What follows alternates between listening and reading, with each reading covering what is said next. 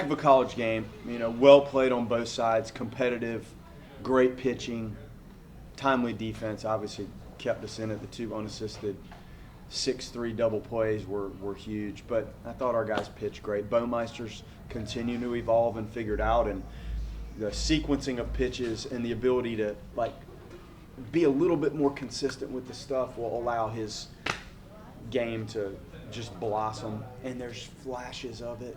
I know he's young and he's still working through this, but there are moments when you can see when it all clicks how good it can be. So Whitaker, great again, command of all three of his pitches, controlled the running game, just did a fine job. Kirkland, solid. I think he's still learning. This is infancy phase for him pitching, and the stuff's got to help us. It's going to help us. And then Jamie to come in, probably his first relief. These guys that are freshmen don't usually relieve in high school. I mean, there may be a sporadic moment where you close out some wild game in high school, but to come in that situation against their guy that's whatever he's hitting with 6 home runs and such a big physical left-handed bat, to get a double play, can't say enough. I know we were grinding offensively. Both teams were. A lot of strikeouts. Guys weren't on it. I thought their starting pitcher, Sokol, did a very nice job moving the fastball in and out. Slider was pretty good.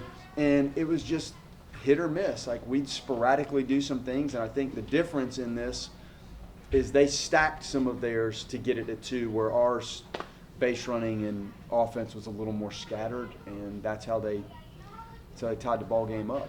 But well played, pleased with the win. Pitt obviously is a good team. Their balance in their lineup makes it tough because they're running lefty, righty, lefty, righty, lefty, righty, all the way to the bottom. And I think you have a couple righties. But it's a great win, tough one. How pleased were you with the pitch execution and the high leverage moments? It seemed like every time you guys needed a big out, you got one. It sure seemed like it was phenomenal, like golly. And there was a lot. Like, we wiggled off the hook.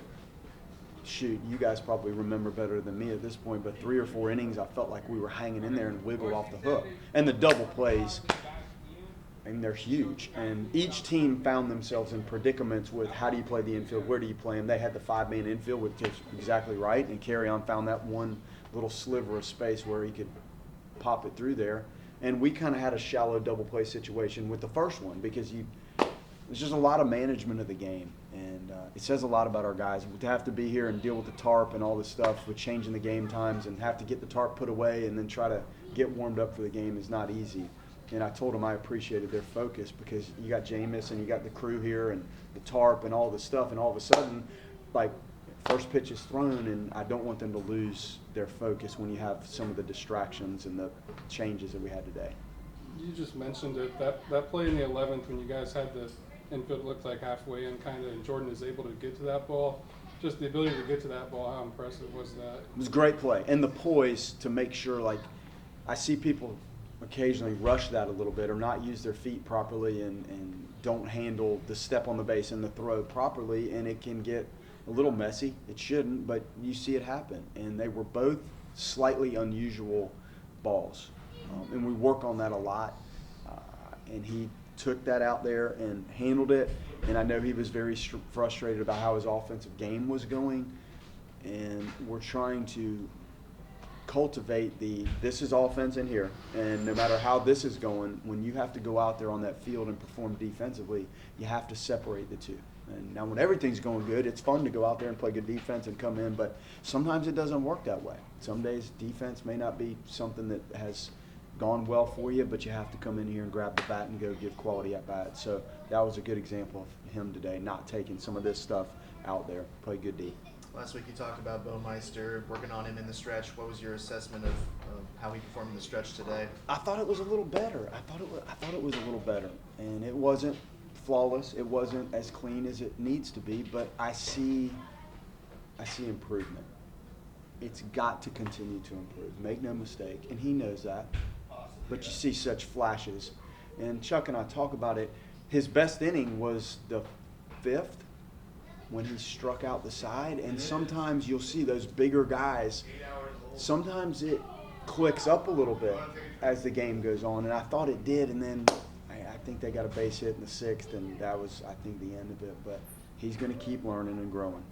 I mean, Whitaker's been in this role for you all season, but just how valuable was it for him to go as long as he did, knowing that you have the rest of the series to play? Yeah, huge. And his ability to throw two secondary pitches that are both good, the good changeup and the good slider. When you have a lineup like that, you're pitching a little bit more than you're trying to necessarily match up. And it's hard to match up with that kind of staggering of the left and right in the lineup. And he did just a great job. And that's a lot of, I don't know how many he threw, but it was probably close to what Baumeister threw. Yeah, 92 and 88. So you really had two guys that essentially almost started games.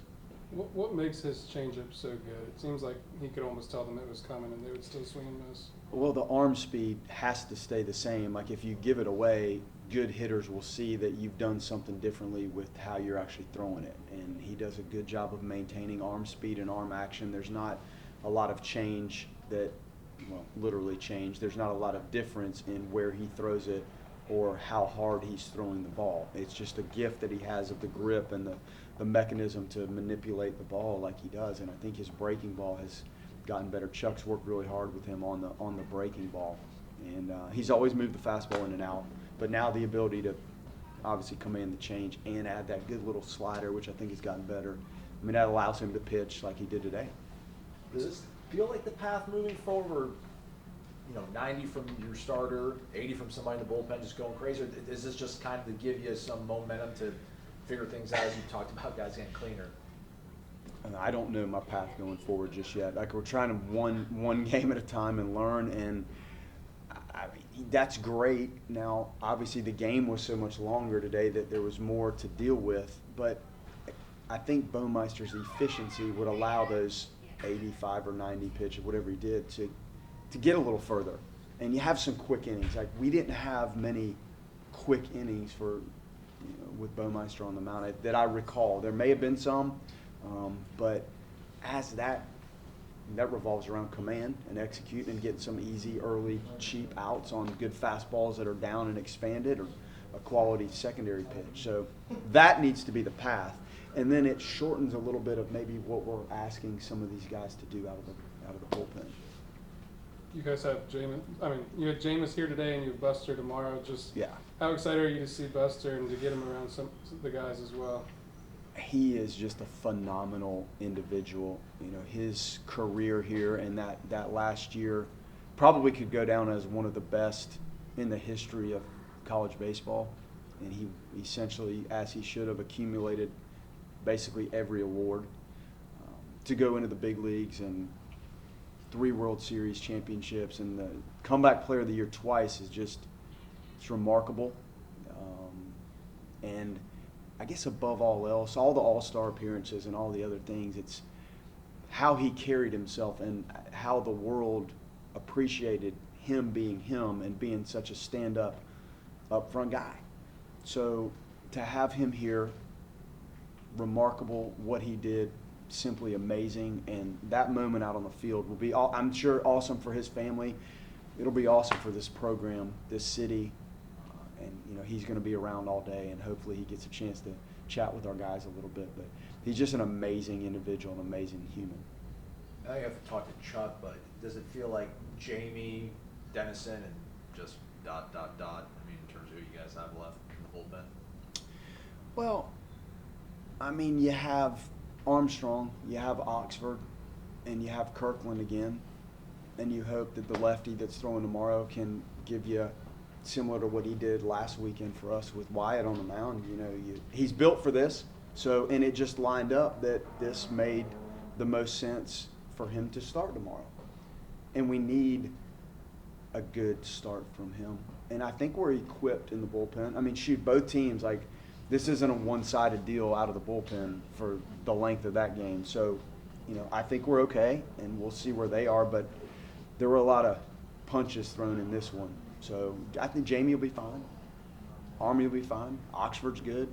Kirkland will be back. So minus Witt, I think we're in a position to maybe use some of the guys again.